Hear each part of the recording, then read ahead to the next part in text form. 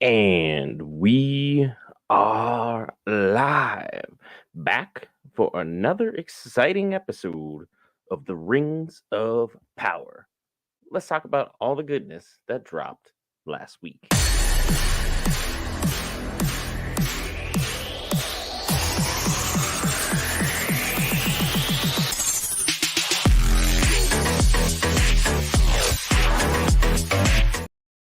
All right, guys. Brent here back with Geek Variants. Cover all things Marvel, DC, Lord of the Rings, anime, gaming, Star Wars, and more. This time, Rings of Power. And look, I gotta say, the show has really stepped up in terms of quality as this season has progressed. Episode 1 started off far darker, far grittier, far more gory than most people would have anticipated. And I gotta say, it was a welcome change and a step in the right direction, shockingly enough. Because The Lord of the Rings, as amazing as Tolkien's world is, most people spend a lot of time avoiding the gorier side of things. Sure, the books and Silmarillion and The Hobbit and The Lord of the Rings, bloodshed aplenty. However, as far as that translated onto screen, it was about as minimalistic as it could get. We weren't trying to outdo 300 here. We weren't trying to kick people into pits and just have epic slow mo shots of crazy action scenes.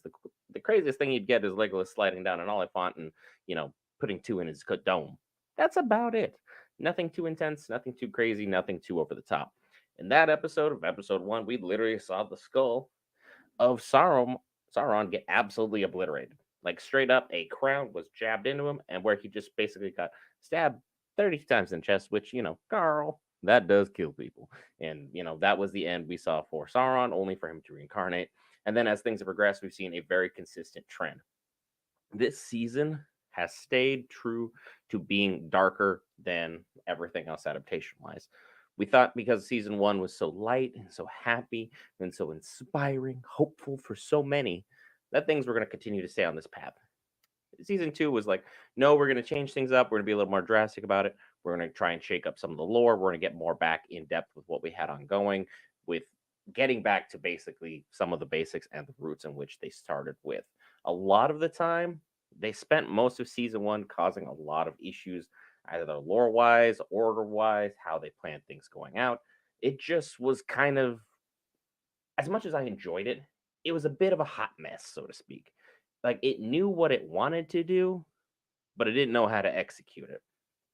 And then at the same time, I feel like some of the changes that they made felt unnecessary. It didn't add something. It didn't give it that push to make it over the top great. It was just a constant struggle. It wasn't pushing things out the way that it should have been done. And the fans reacted as such. And as such, where we're currently at, while season 2 is far better than season 1 is, the viewership numbers are the exact opposite. Viewership numbers for season 2 trending way, way down. And I gotta say, that would be unfortunate, but at the same time, I'd understand. I'm not gonna be someone who's gonna sit up on a soapbox and say, hey, we need to save this show. We need to go all out. I can't believe XYZ people are having this canceled. No, no, no, no, no. Season 1 had its flaws. And those flaws were enough for people to turn their head and scoff at this. And that's entirely fair. It's entirely their prerogative. A lot of the stuff that they did sometimes didn't necessarily make all that much sense. Because look, Galadriel did not need to be the way that she was. Her love story with Sauron did not need to exist. A lot of the stuff that had been ongoing doesn't really seem to make a lick of sense in certain regards about how things are done overall. They made the 3 rings for the elves before they made the rings for everything else. Those 3 came in a completely different order. Things just didn't make sense lore wise or story wise at certain points that you just left fans scratching their heads. And while season 2 has been such an incredible step in the right direction, is it going to be too little too late? I know Amazon already spent the big old bill. They have fronted the bill for 5 seasons. If the viewership numbers don't start going from heading in this direction to at least teetering out and slowly creeping its way back up, I can't honestly anticipate this show going past season 3. Amazon is a lot like Disney in many regards. They don't like to admit it, but it's just the facts of the situation. You don't become a billion-dollar company by continually putting out something that is going to net losses. At a certain point, you cut tail and run. And a lot of people are pointing at the accolade saying, "This is your fault. You reminded the fans they have the power." The fans have always had the power. Whenever you don't watch a show, you are choosing whether it lives or whether it dies. And as of now, Rings of Power is tanking. The views aren't there. I like the product this season, especially far more than season 1. But again, if the fans ain't watching, the show will not continue past season 3. I'm putting that out there right now. You need to have a continued pattern of success and viewership. Sure, I can sit here and get on my soapbox and exclaim to everybody, "Hey, tell a friend, educate someone. Let them know that the season's far better than season 1, that we are moving in the right direction. We seem to be moving away from this whole Galadriel Sauron love thing that made absolutely no sense. It looks like they're actually taking source material and doing something good with it. They're actually staying true and faithful to Tom Bombadil. They're actually trying to make Sauron a absolute powerhouse of a villain, and the actor who's playing him is delivering fantastic lines of dialogue and great exposition, even though his wig looks like it's still from Party City, which, again, with that budget, just drives me wild. But again, the orcs are now back to real life people. It looks fantastic because practical effects look better than CGI. I I don't care how great our CGI getting. Our CGI peaked back in like 2005, back when we had like Davy Jones and Pirates of the Caribbean. For whatever reason, once it hit that point, it's been a whole lot of nothing. People have been excited about nothing. The CGI, for whatever reason, people are like, "Oh my gosh, Avatar was so great." He spent 10 years working on that, and it looks incredible, but the story, who cares? Cowboys and Indians in space? Who cares? But at the end of the day, it put butts in seats. That's why we got Avatar 2, we're gonna get Avatar 3, we're gonna get Avatar 4. If you put butts in seats, people will continue to support the product. And that's just how this is going to work for Rings of Power. If you're enjoying the show, if you're loving the show, tell someone, educate someone. If you don't want this product to succeed, don't watch. It's that simple. The Acolyte reminded fans how much power we truly have.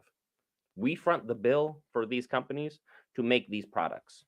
Companies, as much as sometimes they will just put out a bad product and be like, "Yep, that's it. Deal with it." At the end of the day, they still have to talk to their shareholders, their investors, their board members, and be like, "Hey, we did this. We lost XYZ amount of money on it." Guess who's not going to be happy and who might not be keeping their job if they keep disappointing the shareholders, the people who made the product? At the end of the day, the bottom line, the dollar always wins. And for whatever intensive purposes, at the end of the day, this is going to be what it is going to be. I hope the show continues with its level of quality that it's had. People can kind of come back to it. But I 100% understand where people are coming from, in the sense of it's rubbed them the wrong way and they're out on it. I'm not going to sit here and force anybody to change their mind or have some kind of awakening to the show. By now, 2 seasons in, 4 episodes halfway through a second season, if you don't like it, clearly you've given it a really good, honest try. That's all I can say. Like the show Stranger Things, people love it. People love it. I've watched the full first season. I watched about 2 episodes of the second season. Don't care for it. Does nothing for me. A lot of people say it's one of the greatest shows that's ever been made. I I could not care less for it. I hope it all the success in the world, but at the same time, you just got to realize some shows, some genres, some things just ain't for you. And Rings of Power, because of the way they did season 1, as loudly as they did it, as proudly as they did it, and as in your face as they did it, it it was gonna bother people. And well, I liked a lot of the changes that they made as far as like bringing Ismael de la Cruz. He was a fantastic character. Was very, very proud of the work that he did. He really shined as far as the cast work was concerned, the acting, the dialogue, making sure everything was great and compelling for all of us, the viewers. Fantastic. Galadriel, on the other hand, girl, go back to acting school, figure it out, because the writing that was given to you and the way that was given everything out just wasn't working. I don't want to blame you, but at the same time, the way the story was presented for her, it feels like she kind of got a raw end of the deal. But with that being said, episode 5, Halls of Stone, have just dropped, and I am going to go ahead and friendly reminder for those who are watching, whether it be watching the rewind or watching live, nothing from audio or video will ever be in this magical sphere here. I'll start the video. If you're watching the comment section, I'll queue up times, let you know when I start. We'll go ahead and watch the show together and talk about all the good, exciting stuff that happens in this episode, ideally. If there's something bad about this episode, well, you're going to get my reaction live. I won't be able to sugarcoat it and try and be like, oh, this is the best thing ever. Be like, this doesn't make any sense. Why are they going this way? But again, episode 5, Halls of Stone, has dropped. Go ahead and pull up Amazon because there's, their usual ads beforehand and probably 2 or 3 ads along the way. And let's enjoy the product. Hopefully, we have a great episode in store for us. Thanks for those who are tuning in and watching along with us. Always appreciate each and every one of you. Also, a huge shout out to those who checked out my Wizard Istar video. Thank you so much for the support. I wasn't expecting it to be as big as it was, but hey, huge shout out to you, the fans, for being curious and taking a look at it. That being said, let's get this episode out of the way so you can hear me blabbering just a little bit less and about higher quality stuff. I'm going ahead and skipping the recap as well, just because I don't really need a recap. I watched the episode earlier and I skipped the intro because it hasn't changed all that much. It hasn't given me anything that's like overwhelmingly new, something super over the top. It's very beautiful visually. I love the work they did with it. It's just not the Game of Thrones entrance where you just don't skip it, whether it's House of the Dragons or the original Game of Thrones. You can skip it for the last seasons, but again, if you're watching the last seasons, hey, I'm sorry. That's what happens when you rush product. Not a good look. Rings of Power. Let's give everything we've got here to make sure we have a great season, because thus far, I'd say the whole season in my mind is at least a 7.5. It's doing fantastic things. And the rings have been forged. Those look like 1, 2, 3, 4, 5, 6, 7. The 7 for the dwarf lords have been made. And thus the corruption attempt more or less begins. The kingly gift to turn them all slowly but surely to the power of Sauron begins. He picks up the ring and immediately hears disembodied voices. I'm going to go put this ring back now. I don't care how pretty it is. No thanks. I don't need a new roommate in my skull. Just like Baldur's Gate 3. Say no to the worm. Don't go that way. Rings for the Dwarf Lords. But again, will this be something that affects everyone? His son is still working in the mines, but he seems to be semi more popular with his crowd, at least. The workers aren't at least beating him up this time. That's something to be said for him. Got to give him props on that regard. And the king is tripping. He is on one. He is going through a whole magical moment of just staring at something that isn't there. Like when your dog stares at something in the corner of a room and you're like, there's nothing there. I hope. I pray. I don't want any smoke with nothing. Especially outside of this realm or plane of existence. No, thank you. Just want to watch my TV shows and enjoy them. See what the king could possibly do, or if he's able to awaken something, because he's being drawn to the stone in a way that seems a little. Huh? Okay.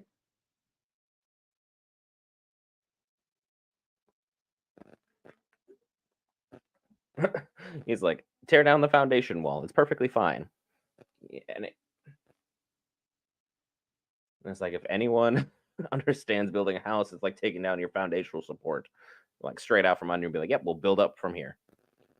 If you destroy it, that's all kinds of bad. So the ring already is showing some level of influence, whether it be positive or negative. We're about to find out because we know at some point there is going to be a Balrog.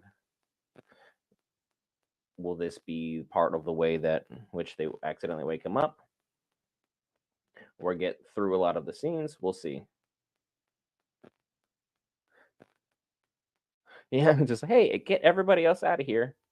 Like, go on, get out of here. Just in case this collapses, we'll just take us, the king's son, and our head mining guy. Because they're not important, I guess. And now he's just watching him just barrel his way through this mountain. Been at it for a while.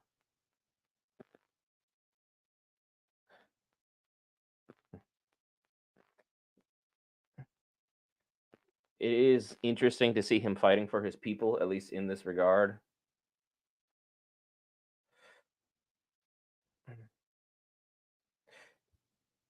Oh, and he did it. He actually powered right on through that dang wall. There is actually light coming through. So the ring was not lying to him. But again, whether or not that's a good thing is an entirely different idea. Then the king's doing his, oh, I told you so to my son. I was right. I've been wising about this. It's like when your friends suggest a whole different route of like going about your business. You're like, that's crazy. It doesn't make any sense. And then all of a sudden, it's working. But now he's basically redirecting his men to go attack the areas that he feels magically touched because of the ring. So he's able to get the light into Casa Doom and save his people. Which I feel like at any moment in time that Sauron is going to be wishing he had not given the dwarves these rings, because now they are going to be able to save their entire society, which will draw more praise for Celebrimbor, drive him probably off his rocker. And we're going to see how things continue to play out as far as moving pieces for everything.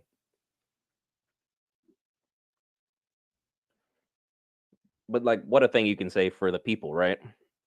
Your king literally personally went and dug to save your people.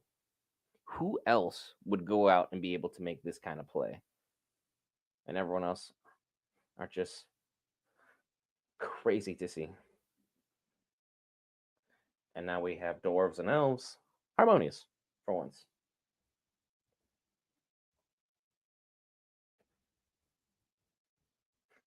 And this is where they're going to be building the doors of Durin, the ones we see later on in Lord of the Rings, if I'm not mistaken, where we're going to see speak, friend, and enter. Melon would be, yep, it's the doors. And this is the fantastic, fantastic homage. It looks beautifully done. And that password not only to friends, which is the Elvish word for friend, is melon. So it's fantastic.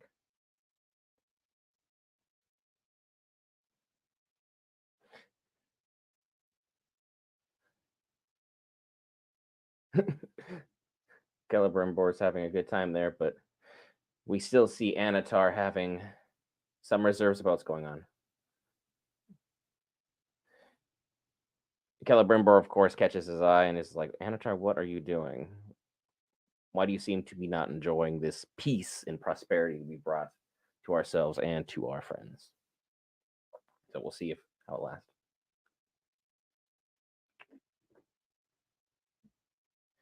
Mm.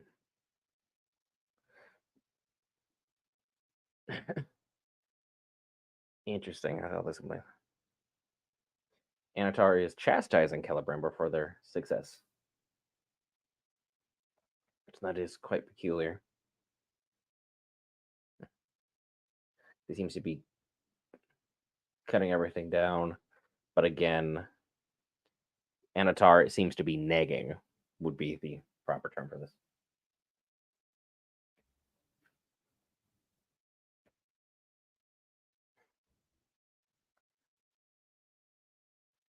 He's still on about the rings of men because he knows men are super easily corruptible. Greed, lust for power, all that bad stuff. But Celebrimbor knows what it is. And Celebrimbor is keen on what's going on, seeing that the thought process of, dude, you're literally giving me ideas, pretending me they're not your own, and then just let it fester in my own mind, so I have to go out and do this. Antar's like, will people please stop touching that shoulder? The power struggle between what's going on here. And the elves still have strong disdain for men, even though they had disdain for the dwarves. So we're seeing now how things are playing out because racism in Middle Earth is very prominent. The elves think they're here, the dwarves think they're here, and the men think they're here. In reality, hobbits are here. Everyone else is kind of fighting for second or third place in terms of importance. It took only 4 hobbits to destroy an evil empire that lasted for thousands of years. You had an army of elves, men, and dwarves, and you couldn't get the job done. Food for thought.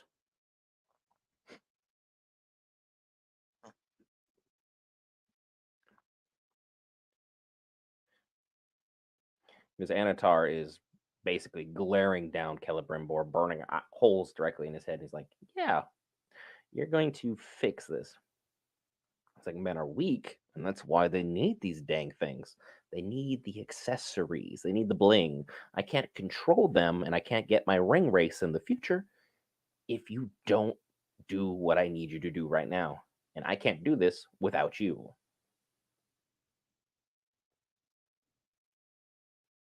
And he seems to have already picked a shorthand list of people he wants to pick.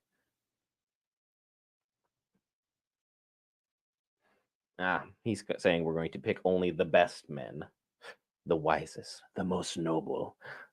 It's like, and again, for Numenor, he didn't just name drop Rune by accident as well. There's going to be a man there that he's going to definitely want to give a ring to, and his name is Kamul. And Kamul will become the person directly under the Witch King of Angmar in terms of power for his ring race.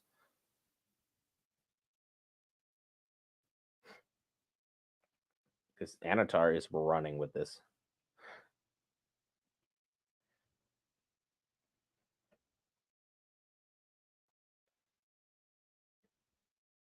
Temp, that's not temp failure. And Celebrimbor, for once, is like, look, I've achieved peace between dwarves and elves. I made a magic door. I made the elves even wiser than they were before. What more do I need? Honestly, he should have stopped here. A logical human being would have. But because he had Anatar on his shoulder, well, that's just the way things go. The pushing forward continues. Sometimes the person you trust the most on your shoulder is the person that is not necessarily the person you need. And Anatar's like, well, if you're not going to help me, I'll do it on my own. I'll claim all the credit and all the glory. I know how to make this work. I've seen you do it. Can't be that hard. And we return to Numenor with Al-Farazan, who has just stolen power because the eagle came for the queen. He just straight up stole the moment. 100% Al-Farazan was not meant to stake that eagle. The fact the eagle didn't attack him, probably a bit issue there. Farazan is scheming petty schemes with his advisor already. Because the men of Numenor want to surpass the elves in some regards, which I think is peculiar. Because of all people, you think Al-Farazan is like, well, I'm king now, but not king of much. I want to be king of more. Is there a way to make that happen? Well, if I took down the elves, that would put me up on the pecking order. which again just goes to show the frailty of men. It's like we can seize the moment, but how they go about it is going to be very interesting.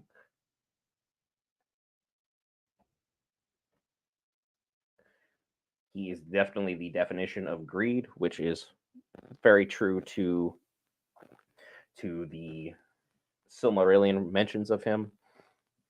But he was easily manipulated, easily pushed forward, and easily swayed to his own desires, and well, getting things put into position.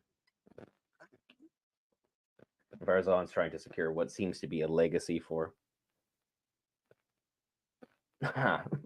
And I thought he was going to escalate his son, but instead he's like, look, get this job done correctly, or I'll find someone who can do the job for me.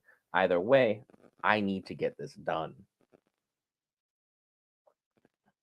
Which leaves Muriel and Elendil in a terrible slot.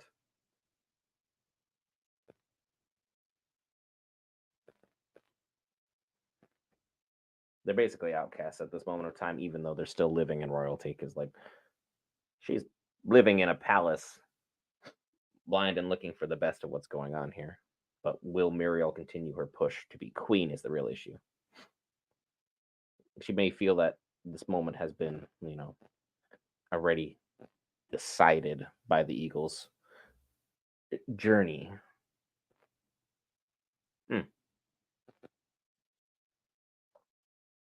Interesting to see how they're going. Some of the dialogue could use a bit of work. Elendil is not a fan of the Palantir, but is he going to see the journey involving his son? Because what he sees for Numenor will decide basically the history of their people. City looks to be fine. A little bit of smoke, nothing crazy.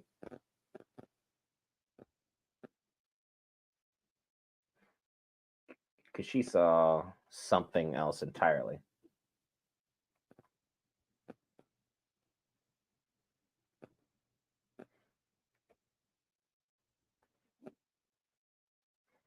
The greatest act of faith is to do nothing. That's a bold strategy, Cotton. We'll see if it pays off for you.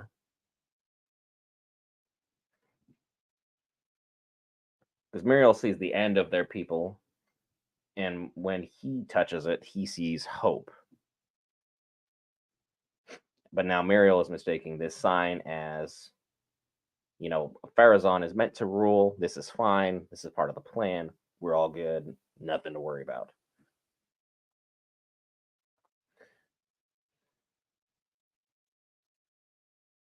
Are they forcing like a relationship argument? She's really being grabby with him. I know she's blind, but again, getting really, really, really grabby here. Okay, no, she's just reaching for reassurance. I misread the scene entirely, which can happen from time to time.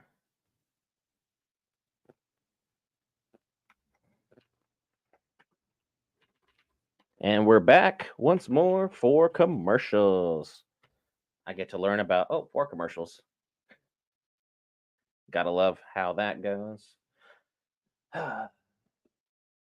Well, 1 minute, 10 seconds of ads. There we go. I can speak English sometimes late at night.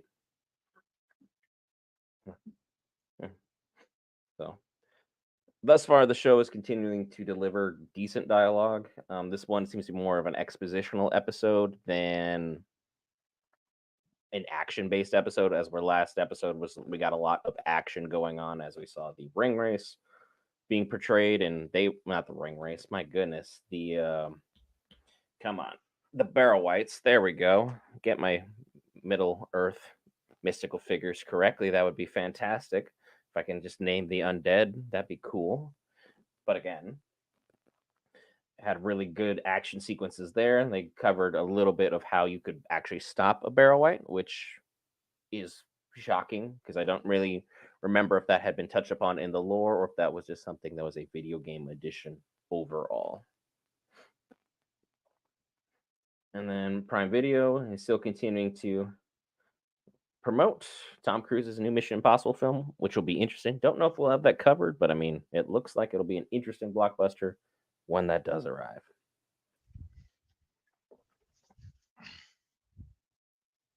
I'll probably cover it. You cover movies? Who else would be for the task? It's The always man, me. the myth, the marvel. Tagging along for some exciting journeys through Middle Earth, your favorite franchise, I might add. I know you're a I mean, diehard book fan and movie fan. You would not put them in the trash ever, off camera or otherwise. hey, I completely did everything I could to get caught up on this. What minute marker are you at? Currently 20 minutes and 25 seconds and counting. You might be ahead of me because I do have ads. Yeah, we should be on the same page now. Hmm. They're talking about her brother. Yep, Aodrian is Yep. still having a moment because I believe she's been swayed to the dark side for all intents and purposes because she has bought into the propaganda and the racism that is still currently at play with the men of Numenor who still believe they're better than elves, which debatable. Both sides got a lot of problems. But I'm not particularly worried about Elendil and his current state for much of anything.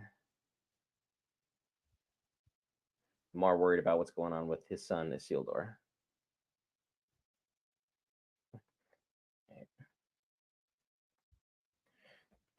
Elendil turns in his sword.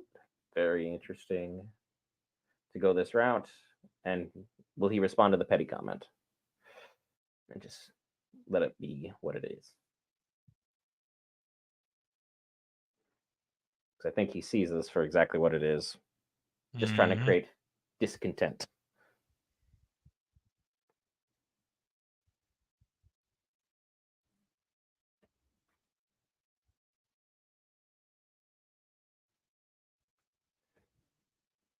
Hmm. Hmm. Nice little moment there. Everyone's like, "Hey, shut up, stop rooting for this guy," and everyone's like, "Nah, you go back over there, get out of here. We're gonna ignore that."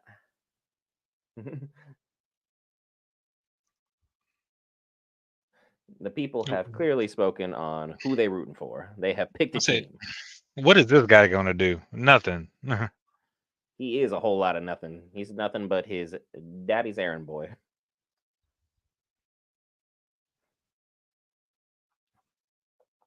So I think Muriel's now trying to seize the moment and sway this gentleman right on over to the side of Al Farazan. And he's like, I see you for what you are. You're being a snake in the grass. I ain't got Now, time was for this. she the one who came out with the orb? She is the one who came out with the Palantir and helped seed the. I can't speak English. She helped create the sows of discontent. She sowed the seeds of discontent. Thank you. You found my tongue. It was missing. I've been looking for it for some time, probably about 33 minutes in now. The joys of trying to take something in immediately and then regurgitate it knowledgeably. But now we have Farazan playing with the orb because he should not be playing with the Palantir. These are big no squares of Middle Earth. No touchy. But again, when there's a big red button that says don't touch, most people touch.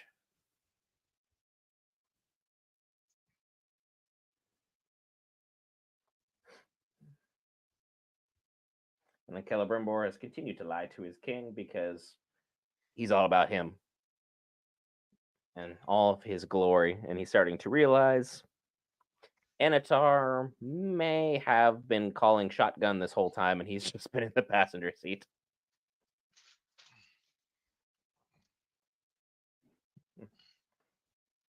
Yeah, when he got swayed, and Oh, the he got guy like, swayed heavily.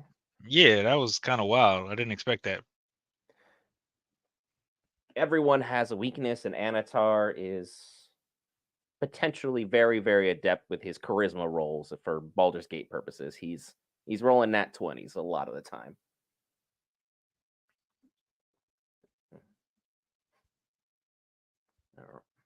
Yep. The king is having a lot of bad dreams about what is going to pass.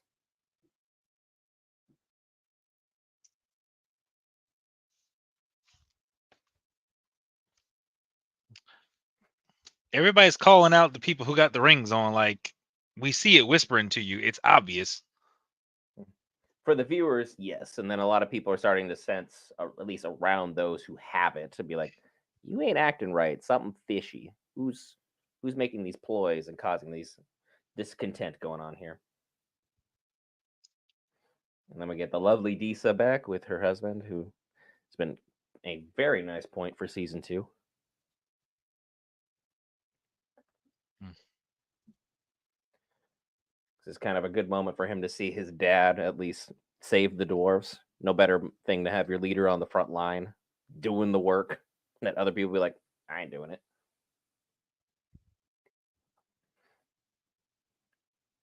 Got to save their people somehow, and well, the king managed to make this work. Mm.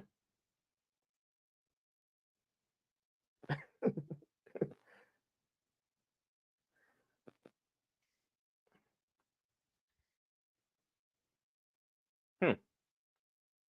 Ring tribute. Ah, the greed has begun. The greed has begun.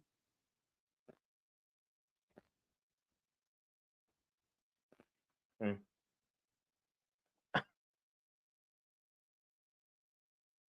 Mm. Nope. Going for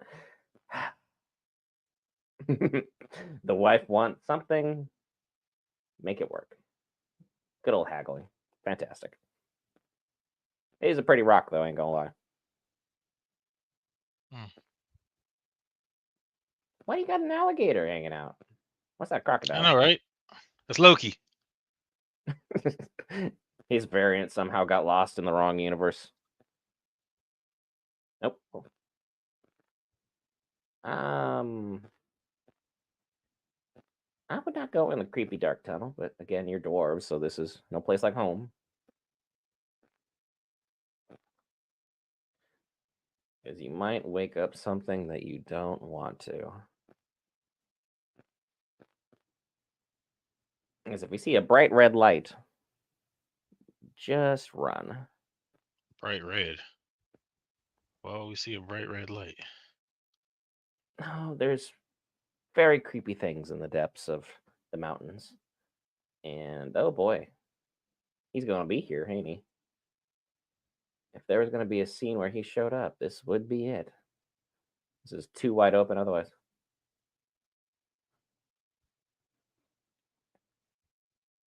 That would not be my first reaction. Even though she found it, I think you woke It's it a up, tuning rock, so she found it by. singing to it. Yep. And there it is. Good morning, sunshine. And by sunshine, I mean you woke up hellfire.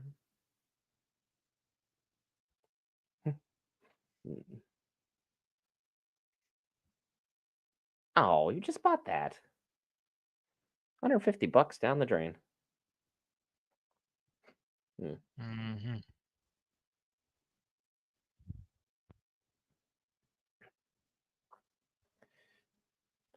That creature is going to be a big problem. What is it? Well, if you watch The Fellowship of the Ring, you would know. Quiet you. Sorry, I'm trying to introduce a friend to the greatest trilogy on God's green earth, seeming as the Spider Verse will never apparently see the end of the light of the day. That rumor was squashed It by was, which is director great himself. news for fans. Great news for fans.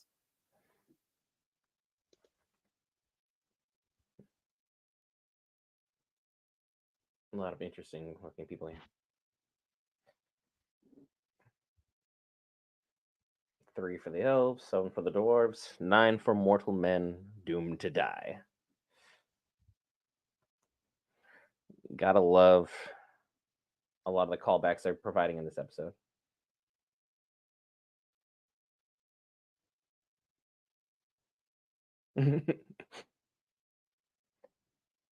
He's like, I can already see the greed. We're just gonna put that hand down. We're not taking questions, visitors, or well wishers at this time. Hmm.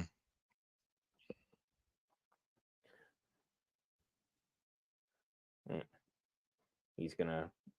Du- yep.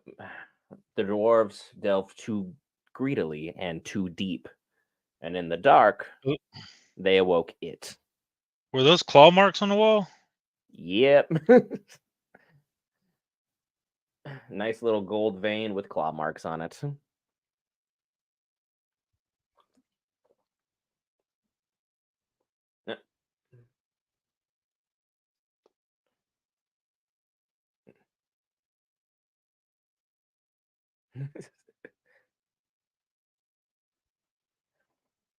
And he's starting to realize that he may have jumped in a big old pile of nope.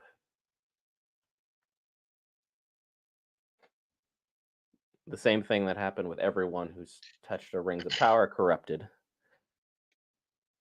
Your thoughts don't become your own. Your darkest thoughts become your outermost thoughts.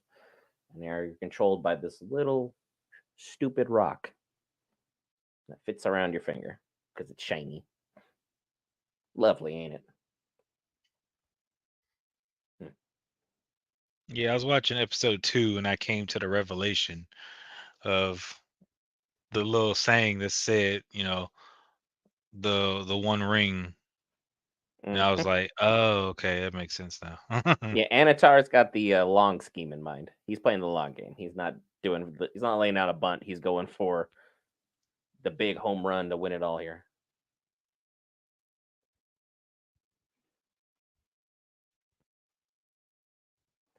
The ancient, powerful, deep thing that they're talking about, just type into Google Balrog. It will kind of illuminate exactly what you're looking for. I don't know if I should. I think seeing it probably at the end of this episode, I would wager, should do enough for you to be like, oh, that's a big nope. I'll wait till the end of the episode and we'll see what's. Because there's no way they're just gonna do the wing flyover where you get the water rippling and then just not present it. It'd be great storytelling and would build interest for the next episode because the viewership numbers are not going in a glowing direction at this time. Hmm. That door is also in Fellowship of the Rings. Uh, Celebrimbor just kind of hanging out as everything else is going on. Like, sure, just use my office. Have fun with it. What do I care? Anatar seems to have reached a point where he's going to need Celebrimbor's help.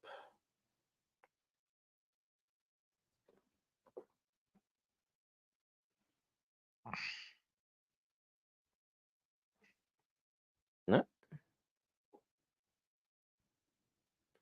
that's wild.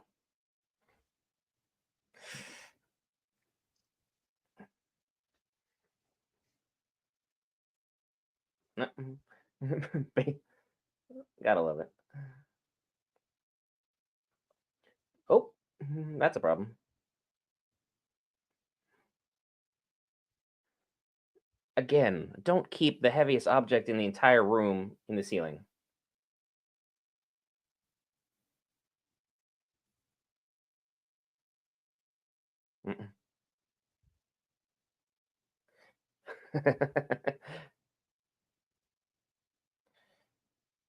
If again you watch Lord of the Rings, the One Ring has the ability to make people turn invisible, and you see crazy hallucinations when you put it on.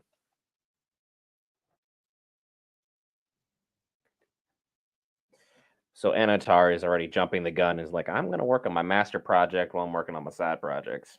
He's working overtime because it's like being part of this plane but not being a spirit, for better terminology.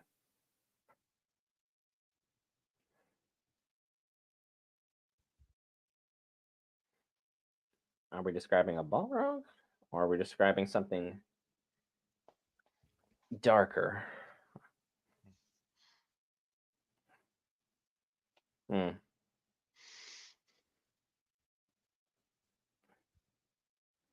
Pitless and eternal.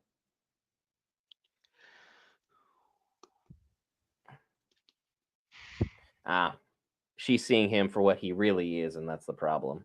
So he's trying to calm Mm. her and be like, hey, chill, chill, chill, chill. Everything's good. We're all copacetic here, peaceful. Things are So she great. didn't see any of them, but his aura shines through to the other little realm thing that she was in, which is just a parallel of this world. Yeah, she's able to see his presence, his power, his aura, his magic is on a scale that very few in Middle Earth ever attain. His master, on the other hand, was significantly stronger, and it took gods to stop his original master. But we're not going to get that anytime in our lifetime, just due to the Token family not wanting to sell the rights to the Silmarillion anyone. Because his master was Morgoth, and he was a big deal. He's the one who created evil in the entire universe by sowing seeds or cords of discontent in the happy ones. You should. Uh,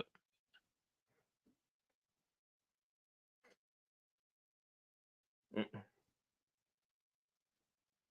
And Celebrimbor is starting to piece together the puzzle and be like, oh, there's a lot of problems involving my projects.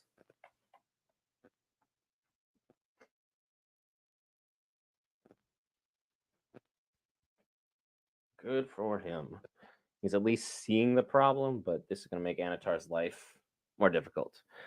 Once more, I'm back in ad purgatory for at least another 40 seconds. But looks like it should be the last ad for me till the end.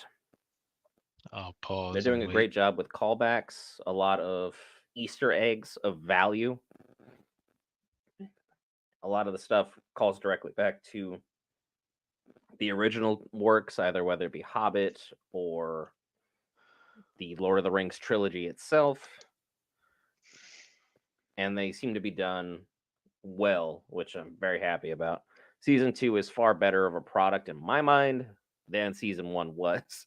But again, will it be too little too late is my main concern. Guess we'll see. And we're back. I'm enjoying it for what it is. Mhm.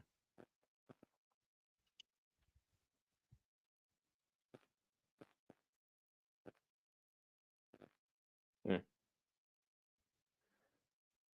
He's like, my dad is entirely a different person. This is not at all who he's about.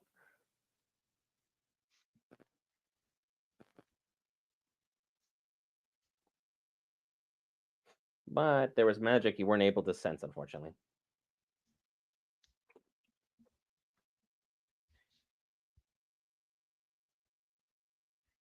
Mm. He put all the pieces of the puzzle together perfectly. Mm. And then Anatar is probably standing in the background right now. Nope, probably top of the tower. Yep, top of the tower. Give him this creepy overlook because why not?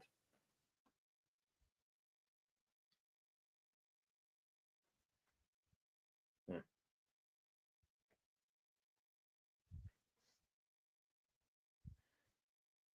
The dwarves, for all their faults, sometimes they can see clearer than everybody else in certain matters.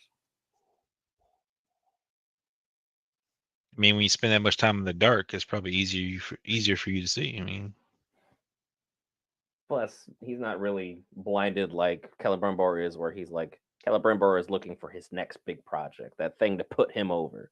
He's doing the whole LeBron James thing, where it's like, I'm gonna get more points than everybody else. I'm gonna get more rings than everybody else. He's just looking for that next high. That's where the dwarves are like, I'm pretty content. That's good. I don't really need to be chasing nothing. Like as long as I got my rocks and my wife, I'm pretty good.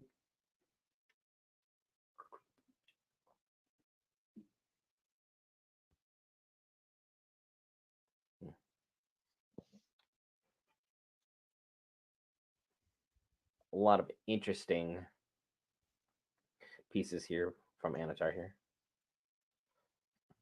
so he's pushing that Celebrimbor is The the aura problem. she saw. Yeah. Hmm.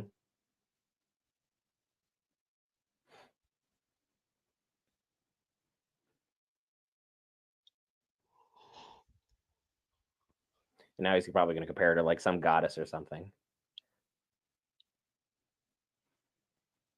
Mm. Yep, he's stroking egos, and people just hook, line, and sinker. But again, we're going back to the creepiness that had the issue with season one because their love angle just was weird. It didn't. It didn't hit for me. Oh, so that wasn't actually a thing. They just kind of shoehorned that in there. Oh yeah, that was forced. It was like when someone asks you to prom, like in front of like 1,000 people, and you do it just because you feel guilty about it. So you don't want to be that person. Like, no, what the heck? Why are you doing this? This you're weird.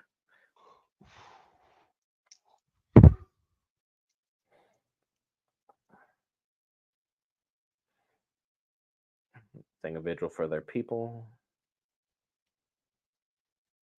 and he's still having a hard time with his son because he still believes him dead, even though we know Sealdor lives and will continue to do so for a good long while.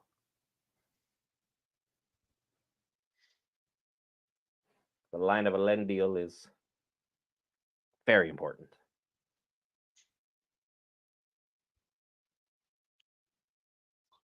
Hmm?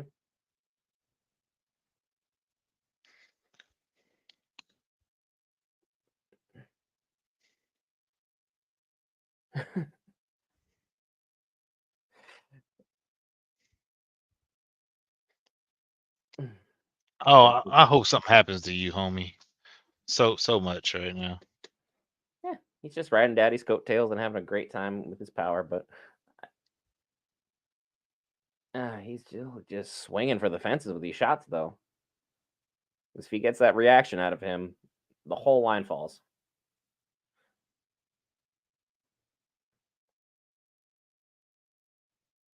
Mm,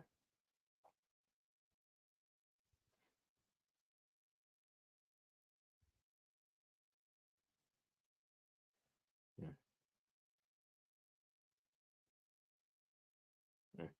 They're gonna break it. Oh yeah, or throw it in the water, do something stupid to him.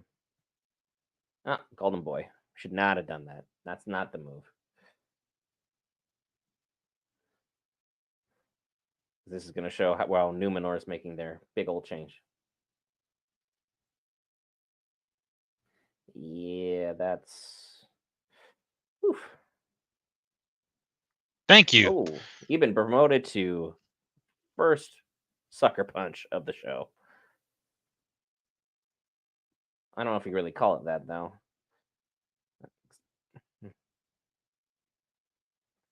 But again, if you need men to hold you so you can do your work, that's not really all that good. Hmm.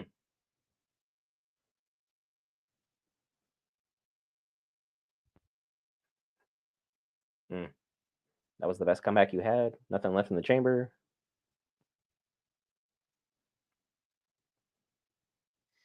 Mm. And now the chaos begins. Oh, that's a good tackle. Yep. That's gonna hurt. Just don't let him pull out his sword because he does have a sword on him, even though he forgot about it. Mm.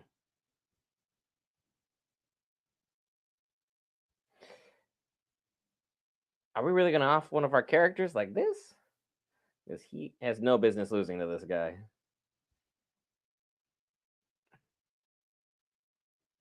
There we go. Yep, now he's reaching for it. He's like, oh yeah, I got this. I know, Could right? be important. Like I would have started with that, even though you don't know how to use it, was kind of I the know, main right? problem. This is a civilian fighting a Thank you. marine. This is what happens. He broke his arm. Yes, dislocated shoulder, something. And now he's finally like, oops. He's like, if you kill him, everything's over. I don't know why the guard let go at that moment in time. Like he tried to drown me. Hmm. I just toss the sword in the water and then move Oh, on with it. look at him whimpering. Not the move. Not the I'd boot right him in move. the face, like put a boot right in his freaking jaw though. Bow. Break his nose real quick. Yeah, the sword belongs in the water. I don't trust you when I'm walking away. Because you might just get run through just for, you know, the sake of this guy proving his point. Yep, called Oh, it. Man, I'm good at this. You can't trust a snake. And you just died for being honorable. That's unfortunate.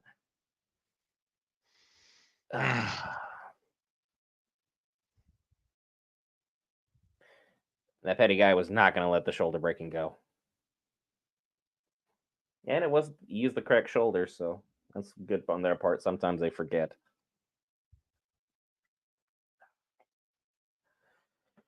R.I.P. Valandil.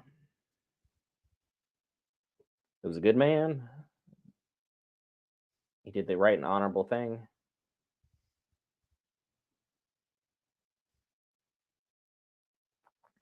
But again, I'm not really sure you're going to claim power by staining your sword with the blood of the people. Not what I would call a wise move overall.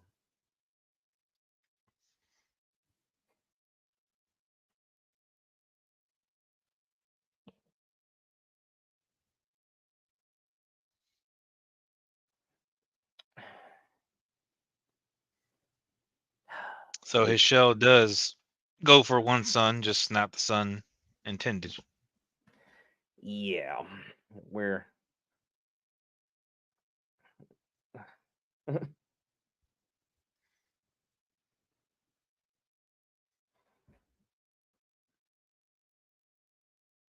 he's like He just told you what was happening. he's like I've been doing this work. I have been about this life. Do you not understand?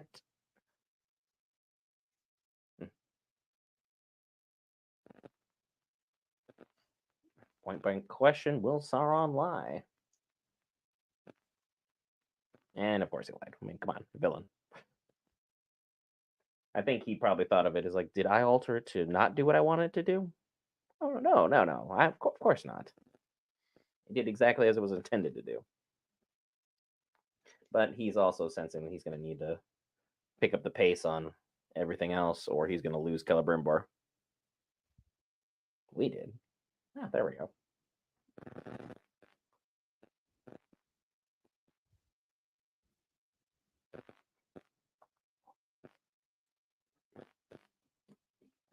He's like, I didn't put any seat in here.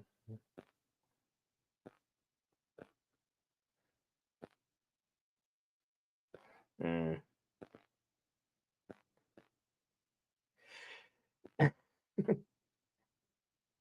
A heat of the moment decision that now you have to take back and figure out how do you undo it.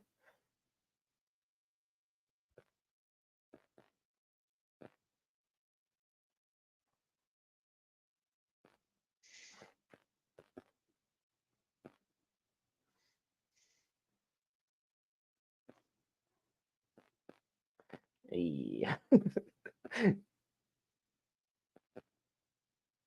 Mm.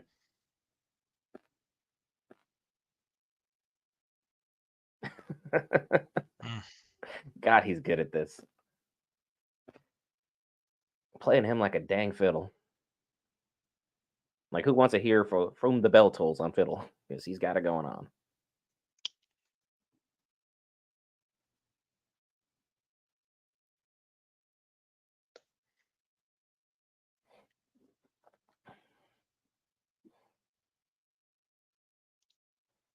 Yeah, these kings are slowly falling.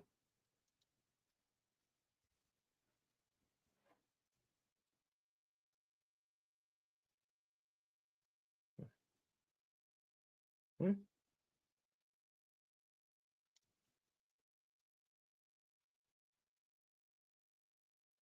Mm. Oh, oh no. He heard the words he wanted to hear most, but at the time he least wanted to hear it.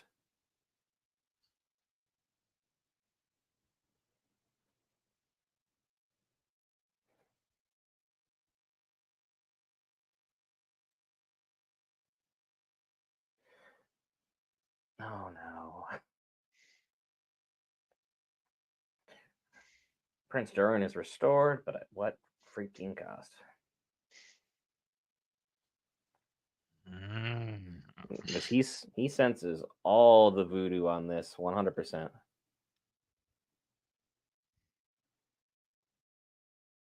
That's a cool shot.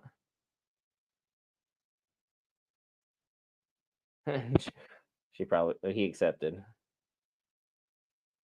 Oh boy.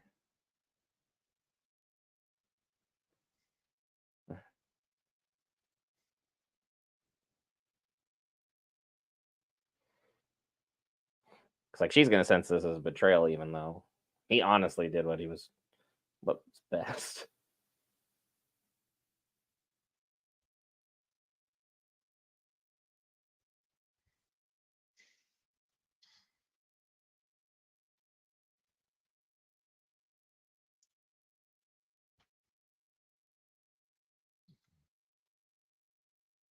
They actually have a really, really nice love angle pertaining to these two. Provides more realism than any other relationship they've attempted in the show.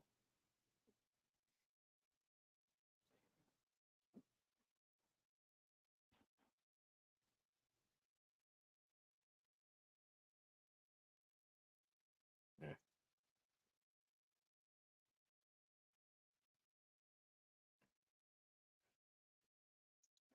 And now even more discontent will continue to be sowed amongst the people.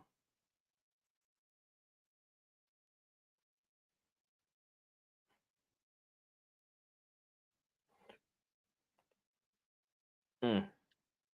He's played everybody. Mhm.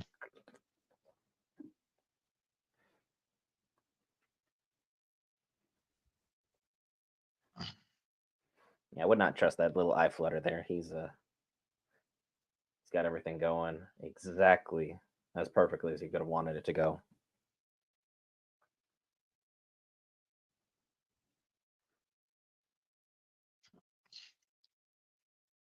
Because he sees the 7 as the failure, even though so far he's got 10 perfect rings. He's a 10 out of 10.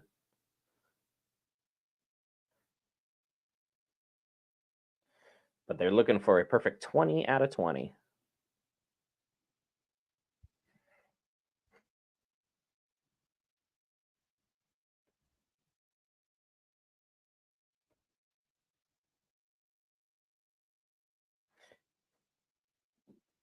Hmm.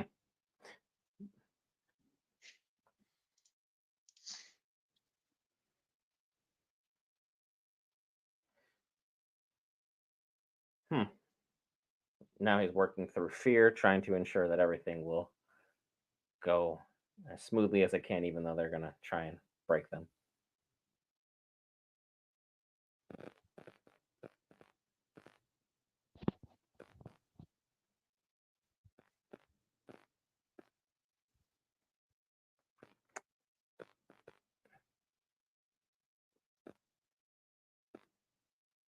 Like I said, like Celebrimbor should be hearing every word that's stated. He didn't like leave the building.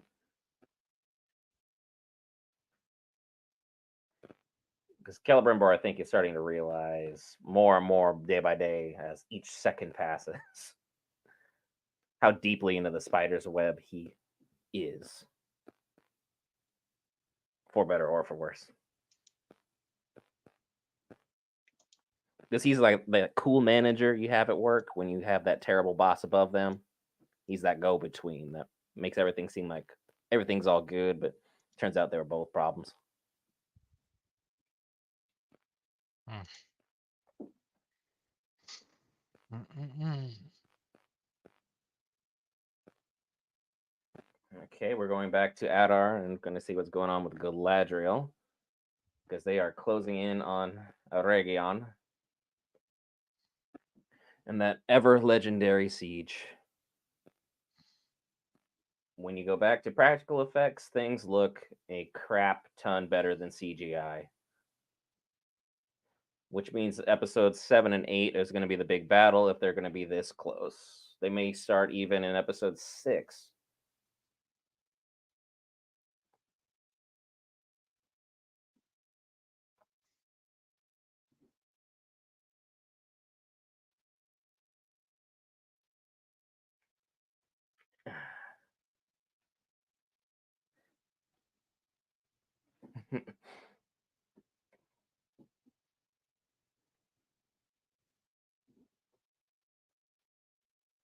Hence why it must fall first.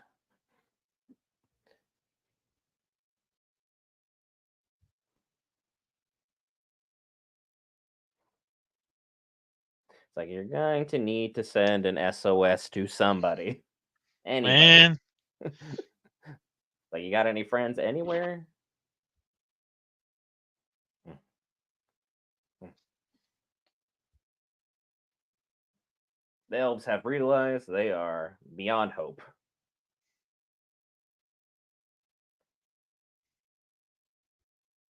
And there's everyone's least favorite orc because he has a wife and kid, which for some reason is a big issue, I guess.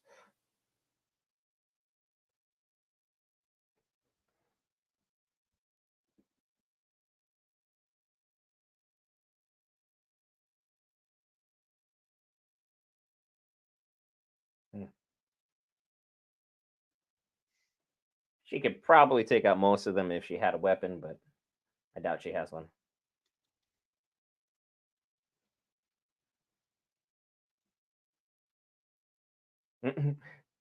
And friendly a matter that Adar's not going to let this play out. I don't know where you pulled that from, but well done. hair pick. I'm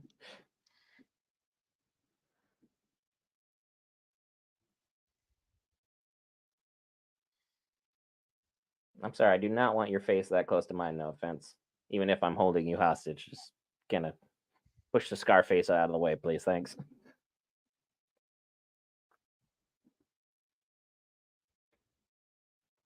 He is happy. Overall, solid episode. See if I can get a sneak peek for next week. Is there anything? Nope, a whole lot of nope sandwiches there. Huh. So we did not get to see the Balrog, but that will just make his arrival all that much more ominous and all that much more imposing Mm. when we get to that moment in time. Very excited, very happy with what I saw. But again, as far as like what happened in this episode, not really a lot happened. Like, it was scheming, it was plotting, it was conniving, and we moved forward two storylines at best, which for an 8 episode series, gonna need a little bit more push, a little more gas on that, foot on the pedal, so to speak. But how we feel about it? You are the non Lord of the Rings fan, so you come in here without the necessary lore to have something to judge it upon. I know what I see, but again, I don't speak for everybody for so many obvious reasons. Well, I do think it's definitely leagues better than the first season because the first season got me interested enough to kind of see what was going on. This one was far better because I felt like the story is grabbing your attention and there's so many different angles with the rings doing the whispers and stuff, the people who are unsure of who's in charge and who's running the show, so like that is not just in like one location. Multiple locations are having problems all at the same time. So again, we're getting this story to play out, and we're going to see how everything just kind of melds together towards the final episodes. It may not be towards final episodes. They may do a season 3. I don't know what they're doing, or how long this is going to play out. But because I don't know the lore between when the Lord of the Rings movies start and when this is again. Remember, but we do have the Rohan movie, the animated Rohan movie that's coming out. I don't know if that's going to tie into this in any port or have any, you It know. should not. The time period is a significant gap. Basically, where this show should end, if they go the full 5 seasons that they planned, it should basically pick up at the very, very first battle that you see in Lord of the Rings ever so briefly. And I mean, like, you see like two, make maybe 30 seconds of it at tops. So that's basically where they want to finish, so to speak. But there's a lot of paces left to go. But Okay. the the fantastic Rohan showing should play absolutely no part in it. All right. So yeah, I mean, I just kind of want to see how this plays out. I mean, see, like, I want to see what's going on with the wizard dude. Like, I like how he got wrapped up in the tree, and the other guy's just like, "Hey, I'm here. What are you doing? What are you doing?" so he was pretty funny. Galadriel is kind of getting annoying at times, but she's okay. Elrond is one of my favorites by far because he seems to make the most sense. He's trying to talk to people and like this is what's going on. Like, hey, take a minute, like think about this. And everybody's just kind of in their own head. Like he's the only one who's not in his own head about it. It's just like, no, like pay attention. And I hope he comes out on top freaking right now because it just sucks that he's got to deal with the king and Galadriel both on that same little ring kick and not paying attention to anything he's saying. He's like, I'm trying to save us, and none of you are helping. So Yeah, I don't know. Elrond is put in an unfavorable position, to say the least. And for what it's worth, both in the books and in the movies and in this show, they've stayed very consistent that Elrond was constantly a voice of reason, a voice of intelligence, and a voice of patience. Because everyone else seems to be just let's go, let's go, let's go, let's go, let's go, let's not think, let's not do things. And Galadriel, at least in the books and in the movies, definitely not in this show, is a woman of patience, of virtue, of wisdom, and understanding. And in this show, she's boom, decisions made. I'm gonna go ahead and do this. And she's very impulsive in this show, which has rubbed so many people the wrong way, which is why season one Galadriel has been such a thorn to everybody.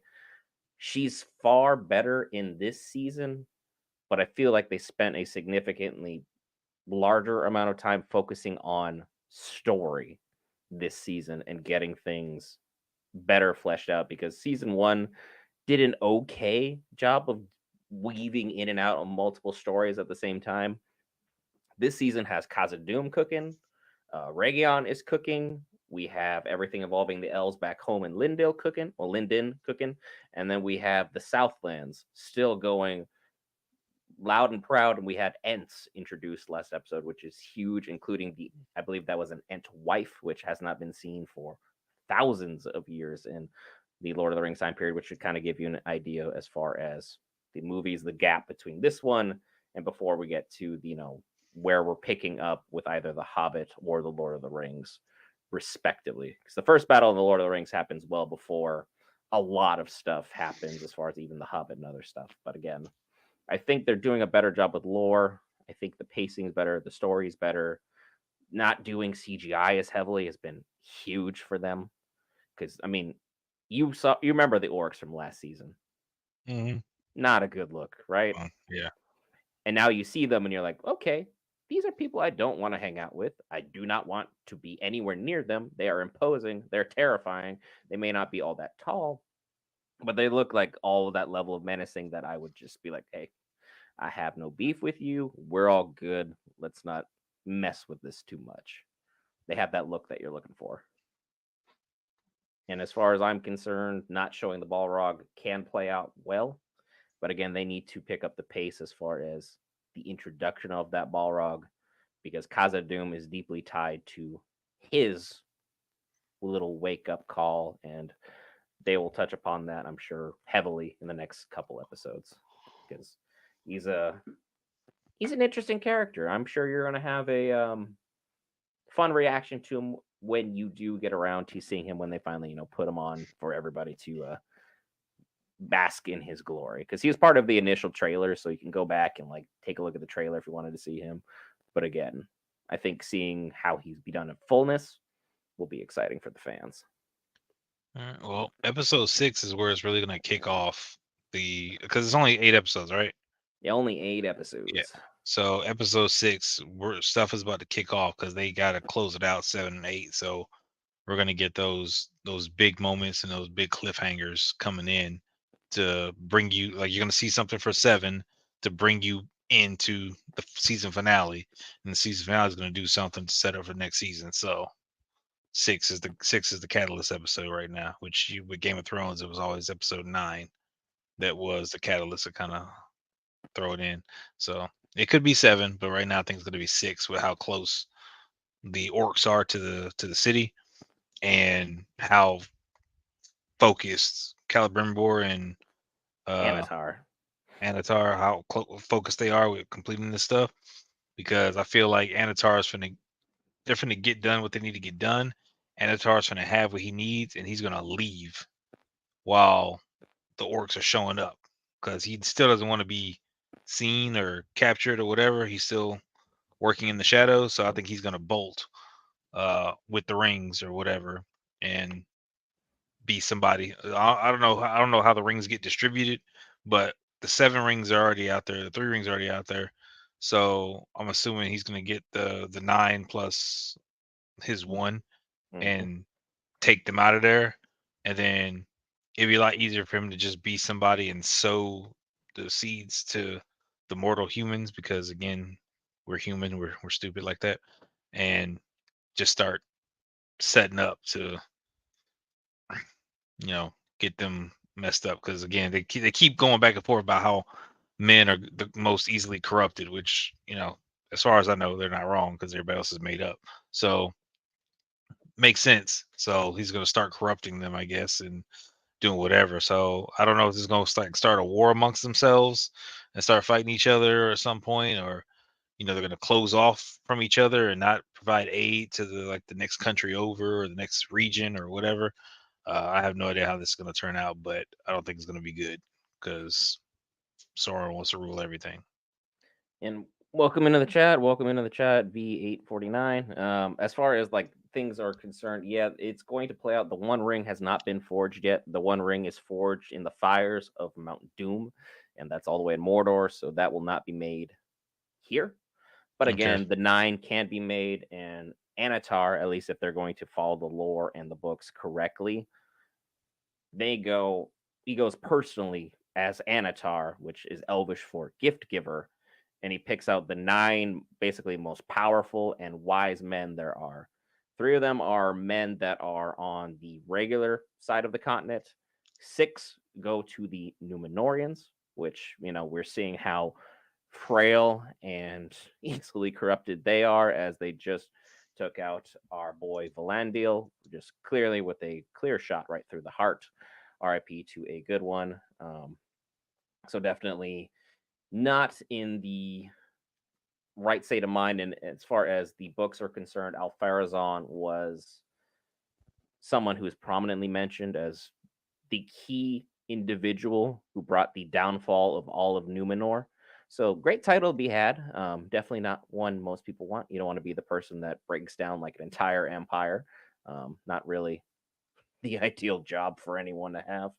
It'd be like basically blaming Iron Man for like everything going wrong in the Marvel Cinematic Universe, even though it was the exact opposite. He was the one who made the ultimate sacrifice for everybody. It's like it's just flipping it on its head, so to speak. He was the one who made everything, work and made everybody's day possible to continue onwards. Because I don't think any other people would have made that sacrifice. I think the list was him and Cap, if I had to guess, but that's a whole different universe. Not one I am as proficient in as the man, the myth, and the Marvel. As far as everything else is concerned, we've seen everything involving the trolls. We've seen orcs. We are about to see a Balrog in the next episode, I'm guessing. And again, the battle and the siege of Eregion is supposed to be 2 episodes long. They've already came out and said it's the longest TV show battle that it will ever be on television thus far, which I'm sure there'll be another fantasy or sci-fi show that tops it at some point in time where you get like a 3 episode thing. But again, it's hard to hold people on the edge of their seat for extended periods of time like this where they're invested that heavily. So it's going to be interesting to see how they go about that process overall. Because like even with Marvel and their huge battle, I know I keep going back there, but Endgame, that battle was hard to stay on the edge of your seat for the entirety of the time because like it felt like it started dropping off around where Captain Marvel got the gauntlet. But again, that's just a personal opinion. It's not something that is necessarily de facto for everybody. It still had that deliverance at the end there where everyone was feeling that emotional rawness that the directors were trying to intend for and worked out well for so many. As I mean, it put tons of butts in seats and it basically capped off the Marvel Cinematic Universe as one of the greatest achievements for storytelling that we had seen to that date. What's going on with Phase 4? Who can say?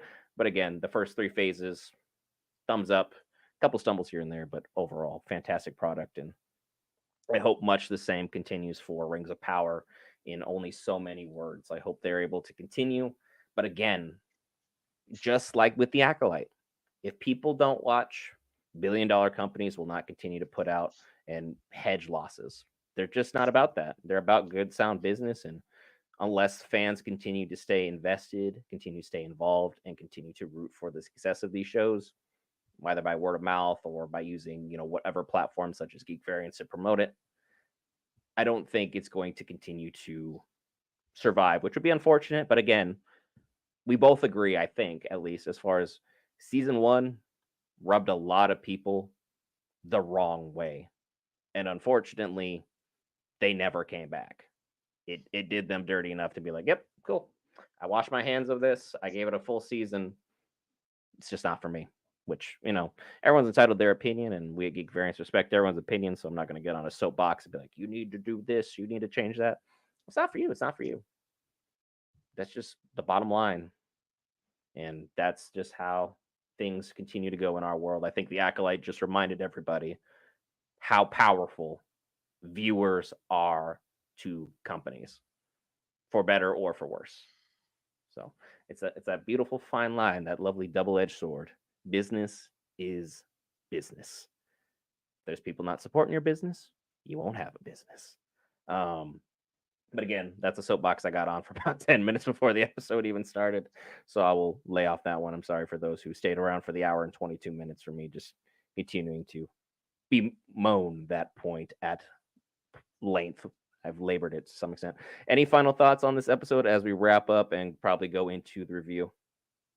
No, I mean, I'm just curious and probably do some research and stuff. I'm just curious as to what all the powers are that are involved in the rings and stuff. So, um, obviously they all kind of give some type of visions and stuff, but yeah, I just gotta look into what the powers are involving the rings, or if it's based on the person, is it based on the ring, all that kind of stuff. I'm just kind of curious how people are going to use them. Some of those finer details have been brought out, some of them haven't. Some of them have been left vague and mysterious. As far as the dwarf lords, it was left rather vague because the books were very specific that the dwarves were minorly affected by the rings. They weren't drawn the same way men were. The elves were even less drawn by the power of the rings than everything else. Because Sauron, for all intents and purposes, our Anatar, poured more malice and hatred and his power of corruption into the ones of men because men be malleable. I don't know how else to put it. We are morally swayed at times in ways in which we just should not be. Doesn't matter how powerful you are, how wise you are, or how weak you could be. The rings are going to influence. It's basically just like Patrick Mahomes on a Sunday. He's going to put up 300 yards and a couple touchdowns. It's just inevitable, baby. He's the Thanos of the football universe, and Anatar and influencing men goes exactly the same way. He's got it down to an exact science because he's influencing one of the greatest, if not the greatest, Elvin Smith who's ever lived, and he's doing it while under a Effortlessly. magical disguise, and he's controlling all of him and his workers like it's just your average Tuesday out there.